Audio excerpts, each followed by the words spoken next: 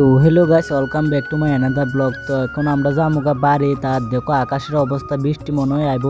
তো আজকে অনেক দিন হয়েছে বৃষ্টির লেগে আটকে রয়েছে, আজকে 2 দিন হয়েছে যে তারা বাড়ি থেকে যাইতাম পারতেছে না বাড়ির। আর দেখো এদিকে দাদা দিদি এদিকে দাঁড়াইয়া রয়েছে, এখন আমরা যামুগা বাড়ি। তো গাইস আর একটা কথা তোমরা কইতাম চাইতেছি, তো এখন কিন্তু অনেক বৃষ্টি পড়তেছে দেখো।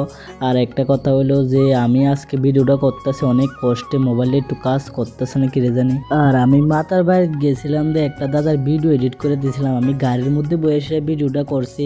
তো যাই না কেমন হয়েছে, তো তোমরা কোথাও দেখাতেছি, তো তোমরা দেখো।